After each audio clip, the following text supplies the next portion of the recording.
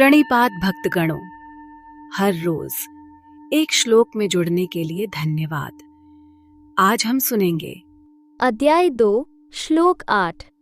न हि प्रपश्यामि ममापनुद्याद्य छोकमुच्छोष्णमिन्द्रियाणाम् अवाप्य भूमावस्पत्नं मृधम राज्यम सुराणाम्पि चाधिपत्यम। हिंदी अनुवाद। मुझे ऐसा कोई उपाय नहीं सूझता जो मेरी इंद्रियों को सुखाने वाले इस शोक को दूर कर सके। यदि मैं धन संपदा से भरपूर इस पृथ्वी पर निष्कंटक राज्य प्राप्त कर लेता हूँ या देवताओं जैसा प्रभुत्व प्राप्त कर लेता हूँ, तब भी मैं इस शोक को दूर करने में समर्थ नहीं हो पाऊंगा। विस्तार से स्पष्टीकरण।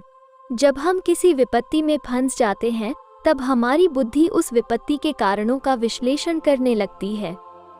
जब आगे कोई उपाय नहीं सूझता और सब रास्ते बंद हो जाते हैं, तब विषाद उत्पन्न होता है। क्योंकि अर्जुन की यह समस्या उसकी मंद बुद्धि की क्षमता से अधिक बड़ी है और उसका लौकिक ज्ञान उसे दुख के महासागर में से, जिसमें वह स्वयं को डूबा हुआ पाता है, से निकालने के लिए अपर्याप्त है। श्री कृष्ण को गुरु के रूप में स्वीकार कर अर्जुन अब अपनी दयनीय दशा प्रकट करने के लिए अपना हृदय उनके सम्मुख उड़ेल देता है। अर्जुन की इस दशा को उत्तम नहीं कहा जा सकता। कभी कभी हमें भी अपनी जीवन यात्रा में निरंतर ऐसी परिस्थितियों का सामना करना पड़ता है। जब हम सुख की कामना करते हैं, तब हमें दुख मिलता है। हम ज्ञान प्राप्त करना चाहते हैं, किंतु हम अज्ञान के अंधकार को दूर करने में समर्थ नहीं हो पाते।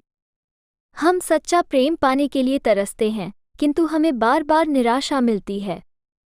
हमारे कॉलेज की डिग्रियां, अर्जित ज्ञान और सांसारिक छात्रवृत्तियां हमारे जीवन की इन जटिलताओं का समाधान नहीं कर सकती। हमें जीवन की उलझनों का समाधान करने के लिए दिव्य ज्ञान प्राप्त करने की आवश्यकता होती है।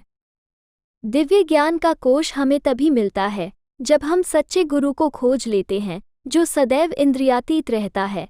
केवल हमें विनम्रतापूर्वक उससे ज्ञान प्राप्त करने के लिए उद्यत हों।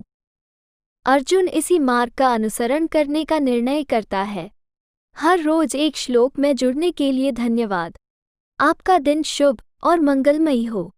हरे कृष्णा, हरे राम,